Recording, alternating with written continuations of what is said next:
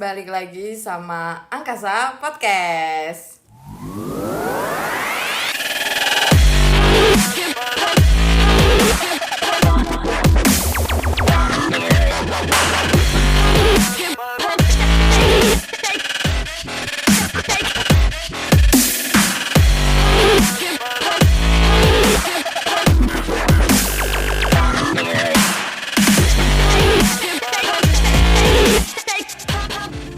Halo semuanya, balik lagi di Angkasa Podcast. Nah, untuk yang sekarang aku mau lanjutin part 2-nya. Karena kemarin karena videonya kan kepanjangan, jadi gak bisa buat jadi satu tema. Aku mau lanjutin cerita aku, gimana caranya aku bisa membangun mentalitas aku supaya jauh lebih kuat.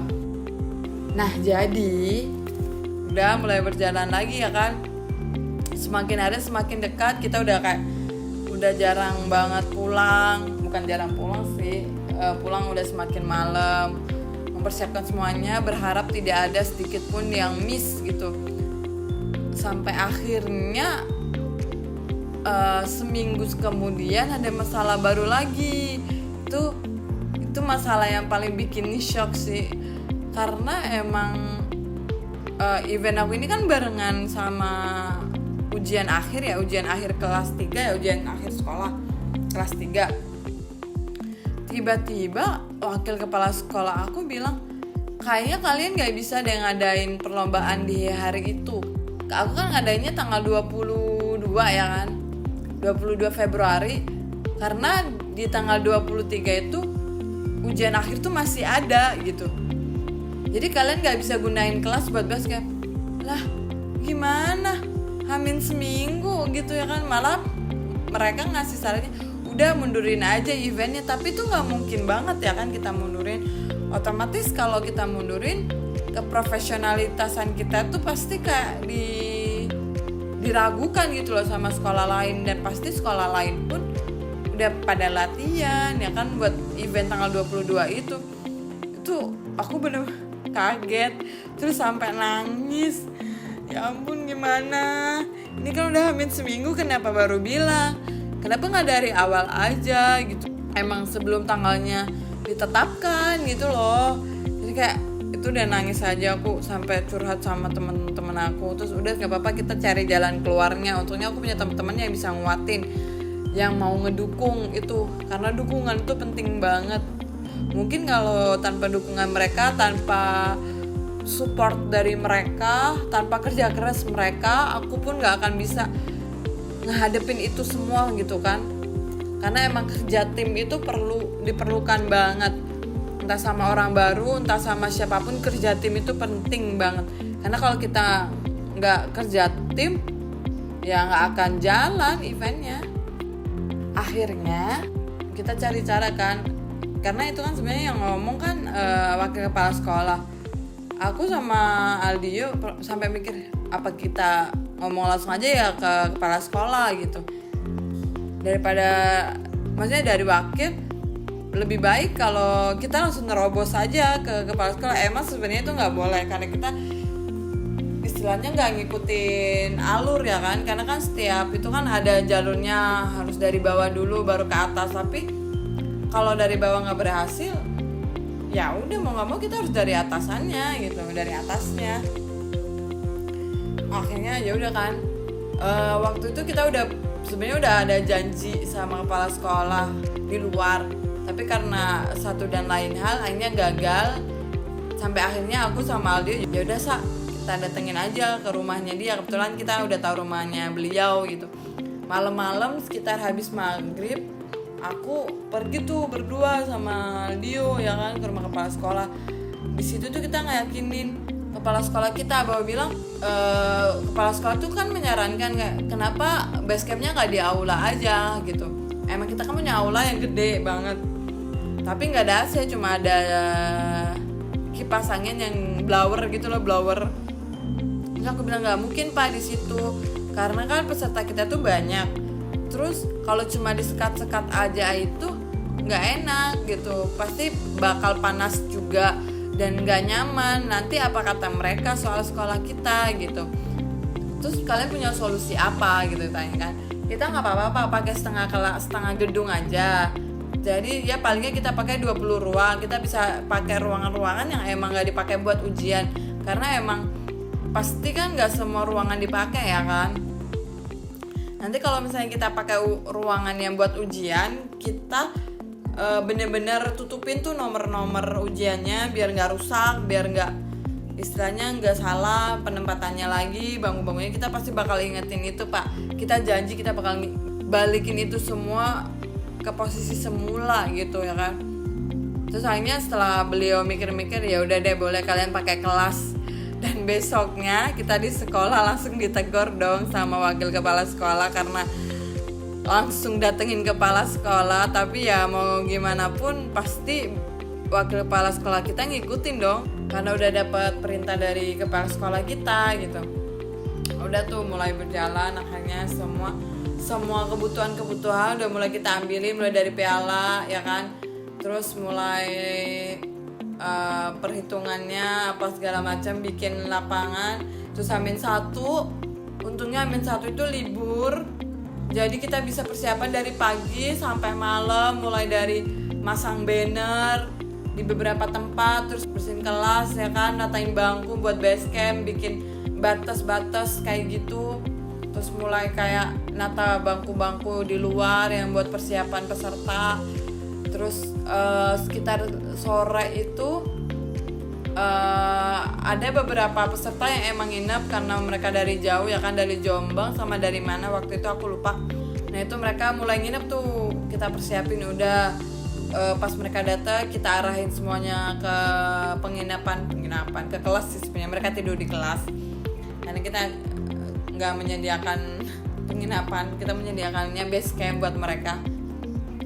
Udah tuh, dan ada di satu sisi pas ketika kita nyambut peserta kita yang nginep tuh, aku masih kayak ngelihat, mungkin itu adik tingkat aku yang emang masih belum ngerti ya kan, wajar ngumpul gitu loh di luar, jadi kayak nggak ngelakuin apa-apa itu kayak bikin aku stres banget. Sampai akhirnya aku buat ngeredain amarah itu, aku emang tipikalnya kan nggak bisa marah langsung shout out ya, pasti aku pendem dulu.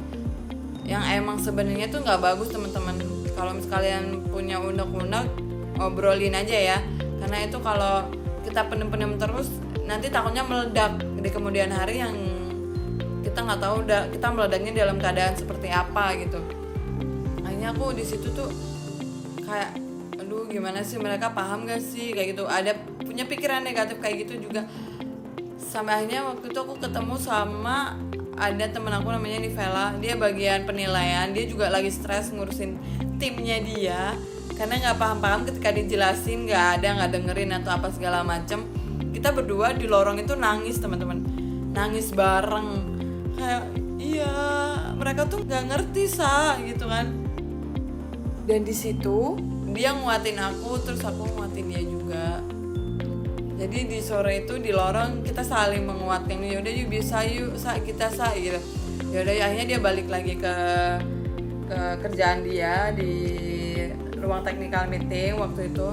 Udah tuh kan kita tuh nangis bareng di situ. Akhirnya dia balik tuh ke ruangannya dia buat ngajarin timnya dia lagi gitu.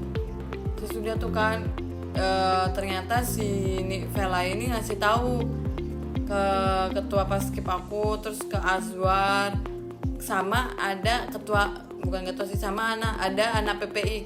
Kita dibantu sama anak PPI kabupaten karena emang mereka udah pernah bikin acara itu gitu. Di situ tuh aku dipanggil tuh sama si Azwar, terus suruh ke ruangan meetingnya Nivela tadi, kan itu kumpulnya tempat panitia kan.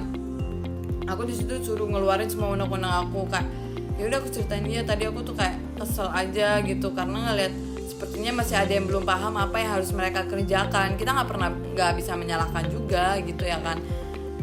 Kayak aku jadi minder gitu loh, besok ketika hari H mereka bisa nggak ya, itu sih yang aku pikirin gitu, bisa nggak ya. Terus kata siapa waktu itu, udah nggak usah dipikirin, udah berdoa aja, pasti semuanya lancar, yakin aja dulu ya kan, kita yakin dulu, kita pasti acaranya lancar gitu. Dan akhirnya udah tuh hari semakin malam ya kan, udah mulai malam. Kita sampai lupa kalau ternyata kostum panitia kita itu belum jadi, teman-teman. Kak, duh gimana, besok kan mau dipakai tapi belum jadi gitu. Dan ternyata baru bisa diambil bajunya itu jam 1 tengah malam. Bayangin, itu seharusnya waktu kita buat istirahat, tapi kita harus ke kota ya kan, ke kabupaten kota, sedangkan sekolah aku kan di kecamatan. Akhirnya tengah malam kita ambil tuh, dan ditambah lagi bajunya desainnya nggak sesuai. Kayak temen aku yang desain waktu itu bilang, kok gini sih bajunya gitu. Ya mana aku tahu, bukan aku yang ngurusin baju, aku bilang gitu kan. Akhirnya ya udahlah, daripada kita nggak pakai seragam ya kan, nggak pakai baju panitia, ya udahlah terima aja gitu. Atau kita juga dapat sponsor bayar setengah, tapi kayak nggak worth it gitu loh. Kita udah bayar setengah tapi hasilnya juga nggak memuaskan gitu. Tapi ya udahlah, udah H-1 juga, nggak H-1 sih, H- beberapa jam itu mah baru jadi.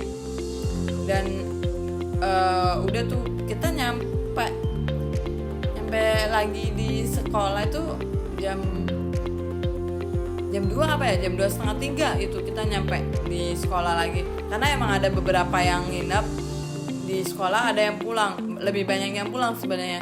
Yang nginep itu cuma anak-anak cowok paskibra sama anak cewek OSIS. Itu pun nggak semua anak cewek OSIS yang nginep. Yang sebenarnya awalnya tuh kita nggak boleh nginep, teman-teman, tapi aku ngebujuk wakil kepala sekolah aku kalau ada itu kan peserta yang nginep, jadi masa kita tinggal kan nggak mungkin gitu. Akhirnya ya udah di sini nginep tuh. Dan ternyata di jam 3:30 itu hujan deras banget. Kayak apa ini, hujan deras banget gitu. Gimana nih kalau hujan gitu. Dulu sempet ada yang temen yang nyelutuk, kita pakai pawang aja, pawang apaan jam segini gitu ya kan. Terus kata ketua paskibra aku, Aldia, udah ngapain sih pakai pawang gitu, udah kita doain aja. Kita bener-bener di situ jam segitu tuh doa hujan, tahu, berdoa gitu, ya Allah semoga nggak hujan, semoga hujannya reda gitu, semoga hujannya reda. Udah tuh kan. Dan di situ di malam itu aku tuh bener-bener yang namanya nggak bisa tidur. Ditambah lagi udah nggak bisa tidur, suara aku serak udah mau habis gitu. Udah tanda-tanda nggak bisa ngomong dah tuh, percaya deh, udah habis. Terus sekitar pukul 5:30 itu akhirnya mulai reda tuh. Teman-teman aku kan udah mulai berdatangan kan, yang nggak nginep. Mereka tuh udah mulai nyiapin posisi masing-masing. Terus ada anak-anak cowok itu ngepel lapangan dulu, jadi kayak ngebuang yang genang gitu loh, yang menggenang. Basah nggak apa-apa, asalkan nggak menggenang ya kan. Dan ditambah lagi peserta satu persatu udah mulai berdatangan tuh. Itu udah suara udah nggak bisa ngomong, udah di pagi itu aku udah nggak bisa ngomong karena suara aku habis gitu. Jadi aku bilang tuh sama wakil aku, Azwar, udah deh kalau misalnya ada yang tanya atau ada yang manggil nama aku, kamu aja yang jawab, tahu kan aku nggak bisa ngomong. Udah ya udah tenang aja biar aku yang ngurus. Dia bilang gitu. Kayak bersyukur banget sih punya wakil yang pengertian banget. Dan sekarang tuh aku sama dia sampai sahabatan karena emang kita melalui semua hal itu bareng-bareng, susah sulit kita laluin bersama gitu. Dan di hari H itu aku kayak apa yang aku takutkan sebelumnya tuh nggak terjadi. Aku takut teman-teman aku nggak bisa bekerja sesuai job desk mereka. Ternyata aku salah. Mereka bekerja dengan sangat baik. Sampai aku, wah salah dong. Kemarin aku mikirnya kayak gitu ke teman-teman aku, kayak udah negative thinking gitu. Ternyata emang positive thinking itu perlu banget. Jadi kita nggak merendahkan. Maksudnya bukan nggak merendahkan, kayak jadi kita bisa percaya gitu sama orang lain bahwa setiap orang tuh punya kemampuan gitu ya kan. Setiap orang tuh punya rasa buat tanggung jawab itu, rasa buat mau melakukan yang terbaik gitu. Aku sebagai ketua pelaksana sama ketua paskibra aku sama ketua OSIS aku itu itu sampai bingung mau ngerjain apa, karena emang tugas kita sebenarnya udah selesai kan, kita tinggal mantau kan gitu. Udah tuh aku sampai suka berkeliling ke sana kemari cuma buat ngeliat doang gimana cara aku ini berjalan gak ya. Dan ternyata berjalan dan alhamdulillah banget banyak peserta yang puas sama lomba yang pertama kali aku adain ini. Dan di siang itu aku sempat ketiduran 20 menit karena emang aku ngantuk banget teman-teman. Karena waktu itu malam itu aku cuma tidur setengah jam, bayangin setengah jam. Dan posisinya pun aku tidur duduk di sofa gitu. Kayak emang tuh takut ada yang kurang waktu itu. Karena ya emang pertama kan pasti deg-degan ya kan, lancar nggak itu pasti banget. Yang pertama itu pasti bikin deg-degan gitu. Aku tidur setengah jam, tapi waktu siang itu kan aku tidur kan temen aku tahu kalau aku lagi tidur ya kan, dia bilang udah nggak apa-apa biarin aja, dia kemarin tidur cuma setengah jam doang gitu, biarin aja dia istirahat, lagian udah nggak ada yang perlu dikerjain sama dia gitu. Itu kayak wah kalian pengertian banget, kayak terharu gitu ya kan. Ternyata mereka tuh perhatian banget sama aku, di samping suaraku yang udah nggak ada gitu ya kan. Dan di hari itu hujan kembali mengguyur sekitar pukul 2 apa setengah 3. Sedangkan kita masih punya beberapa peserta. Untungnya kita udah punya backup plan lapangan, karena kita kan outdoor kan awalnya di lapangan basket. Kita punya backup plan di aula buat tampil di sana. Tapi para sisa peserta 4-5 orang ini nggak mau tampil di aula karena itu memang kan pakai keramik gitu kan. Mungkin mereka takut licin, takut terpleset, malah nggak maksimal. Hasilnya mereka milih buat hujan-hujanan aja. Udah tuh alhamdulillahnya sampai akhirnya kelar. Jam berapa ya? Jam 4 itu alhamdulillah selesai. Tinggal nunggu perhitungan suara, perhitungan nilai. Dan habis maghrib itu kita kumpulin tuh semuanya di aula itu. Gila, ternyata banyak banget itu aula tuh sampai penuh gitu ya kan. Itu pertama kalinya aku waktu dipanggil, aku nyerahin piala kan. Itu pertama kalinya aku diliatin orang sebanyak itu, mungkin ratusan ya itu, iya ratusan orang. Bayangin aja pesertanya aja 16 kali 40 berapa. Terus ditambah teman-temannya mereka yang ngedukung mereka, itu kan pasti banyak banget. Itu pertama kalinya aku dipandangin orang sebanyak itu. Padahal biasanya ya nggak pertama sih, karena emang sebelumnya udah pernah ikut lomba paskibra juga. Cuma kayak menjadi attention dan aku satu-satunya itu kayak pertama kali banget. Tuh gugup pasti ada, gugup banget. Tapi di situ tuh udah mulai reda lah ya dibanding waktu technical meeting pertama yang aku ngobrol sampai gemeteran itu. Tapi di situ aku nggak ngomong sih, kayak selamat, cuma bilang selamat tanpa suara karena emang suaraku udah habis kan di situ. Dan yang bikin aku kayak terharu banget tuh waktu kepala sekolah aku bilang sama aku bangga loh sama kamu Sa, kamu bisa selesain acara lomba ini dengan baik dan Bapak bangga sama kamu dan teman-teman kamu. Kayak wah, dapat ucapan kayak gitu aja itu udah bikin terharu banget. Ternyata kerja keras aku sama teman-teman aku selama ini tuh gak sia-sia. Kita kayak gak nyangka aja gitu kita bisa ngelakuin itu semua gitu, dengan ngikutin alur, dengan menerima apa yang akan kita lewatin itu ternyata jadi sebuah pelajaran bagi kita. Dan event ini juga menjadi satu-satunya acara perlombaan yang tak terlupakan bagiku dan bagi teman-teman yang lain juga. Jadi setiap kita ketemu pasti iya dulu kita gini-gini, jadi kayak gitu. Pokoknya dapetin ucapan aku bangga sama kamu, sama teman-teman kamu gitu. Itu rasa capek yang 3 bulan ini aku dan temen aku rasain tuh kayak runtuh dengan satu kalimat itu gitu. Rasa bangga itu ada gitu di situ ya kan. Jadi kayak wah, akhirnya kita bisa melalui ini semua teman-teman gitu. Nah itu dia sih cerita yang bikin aku akhirnya punya kekuatan mental yang emang benar-benar mumpuni sekarang. Ya mungkin rasa takut itu masih tetap ada, tapi rasa takut itu nggak jauh lebih besar dari apa yang aku inginkan gitu. Karena aku percaya setiap apa yang kita inginkan tuh selalu punya jalan. Kalau misalnya pun gagal, pasti ada jalan yang lain gitu buat mencapai itu gitu.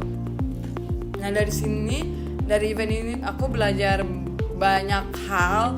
Satu, keberanian buat melangkah, karena mungkin emang awalnya terpaksa, tapi untuk langkah-langkah saja kayak ke sponsor apa segala macam, kita butuh keberanian baru, dan di situ rasa berani kita buat mencoba hal baru itu diuji lagi.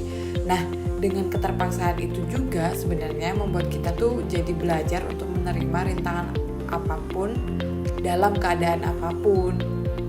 Kedua, aku jadi belajar yang namanya kerja keras dengan sepenuh hati, karena apapun yang kita lakukan dengan sepenuh hati hasilnya akan maksimal, dan kita akan merasa bangga di kemudian hari ketika kita udah berhasil melewati itu semua. Dan dengan kerja keras itu juga kita tuh bisa ngedapetin apa yang kita inginkan sesuai apa yang kita ekspektasikan gitu. Terus yang ketiga, aku belajar jangan takut sama kegagalan, karena kegagalan itu wajar selama kita nggak mau menyerah. Kalau kalian baru gagal sekali udah menyerah, itu yang nggak wajar, karena kalian belum sampai sukses, belum sampai berhasil udah mundur duluan. Itu salah banget sih, jangan sampai kalian kayak gitu ya. Terus yang keempat, aku jadi belajar yang namanya tanggung jawab. Ketika kita udah memulai sesuatu, ya kita juga yang harus akhirin gitu. Kita nggak bisa berhenti di tengah-tengah. Sama kayak halnya aku, seberat apapun itu ya harus aku lakuin karena aku bertanggung jawab, karena aku udah dikasih kepercayaan gitu. Kalau misalnya aku nggak bertanggung jawab, otomatis suatu saat nanti orang lain pun nggak akan percaya lagi sama aku, karena aku bukan tipikal orang yang bertanggung jawab gitu ya kan. Pokoknya kalian kalau misalnya udah dikasih kepercayaan, kalian harus lakuin itu sampai ending, sampai akhir, sampai kalian merasa bangga sama diri kalian sendiri. Terus yang kelima, aku belajar yang namanya fokus. Aku fokus dengan apa yang aku pengenin ya kan. Walaupun harus merelakan beberapa hal, itu resiko gitu. Resiko itu pasti ada di setiap langkah gitu. Gak mungkin setiap langkah itu nggak ada risiko, itu nggak mungkin. Pasti ada risiko. Ada yang kita korbankan di situ, entah waktu, pikiran, energi, tenaga, semuanya gitu. Itu termasuk itu. Yang keenam, aku belajar yang namanya koordinasi. Gimana caranya memanage 150 orang buat bisa ngikutin kemauan aku, buat ngikutin arahan aku maksudnya. Jadi itu sebabnya apa ya? Yang penting kita paham dulu gitu apa yang mau kita inginkan dari mereka, yaitu yang kita sampaikan ke mereka. Koordinasi dengan kayak komunikasi dari satu orang ke satu orang lain, dari tim satu ke tim yang lain, itu aku belajar di situ. Yang emang sekarang tuh komunikasi, koordinasi, sosialisasi itu penting banget dalam pekerjaan aku ya kan, kayak berguna banget lah. Karena kan aku emang kerjanya kan berhubungan banget sama banyak orang ya kan, hubungan banget sama banyak orang. Jadi kita nggak ada tuh yang namanya miskom, karena kalau miskom satu itu bisa ngeberantakin semua hal gitu. Terus yang ke-7, belajar yang namanya public speaking. Dari yang awalnya aku deg-degan, gemeteran, panas dingin ngomong di depan 40 orang, sampai akhirnya aku menghadap di depan ratusan orang. Itu kayak wah, banyak ya, berani ya aku ya ngobrol gitu ya, berani gitu. Sampai akhirnya sekarang semakin hari public speaking aku makin baik gitu. Yang penting tuh satu, kalau kalian pengen belajar public speaking, kalian tuh mesti pahamin dulu apa yang pengen kalian sampaikan.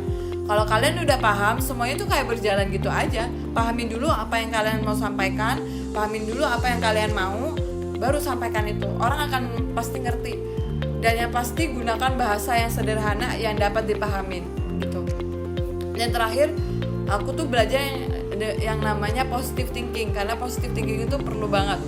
Sama seperti halnya ketika aku negatif thinking sama teman-teman aku, takut teman-teman aku ketika hari-hari tidak bisa kerja maksimal, tapi ternyata ketika hari H mereka kerja maksimal banget loh dari yang apa yang aku perkirakan. Percaya dulu kalau kalian tuh bisa, karena kalau kalian aja nggak percaya sama orang sekitar, sama diri kalian sendiri, gimana orang lain bisa percaya ya kan. Jadi positive thinking itu perlu banget. Makanya sampai sekarang kalau misalnya aku menginginkan sesuatu, aku nggak mau mikir negatifnya dulu, aku mau mikir positifnya dulu. Kayak misal dulu waktu pertama kali aku ke Jakarta, banyak yang bilangnya Jakarta itu keras apa segala macam, toh akhirnya aku bisa ngelakuin itu karena aku positive thinking. Karena semua yang kita pikirkan itu penting banget teman-teman. Kalau kita udah mulai awalnya dari negatif, seterusnya akan seperti itu dan kalian, aku yakin gak akan berani melangkah. Jadi yang terpenting kalian harus positive thinking dulu. Rasa takut itu pasti ada, tapi percayalah diri kalian itu jauh lebih besar dari rasa takut kalian gitu.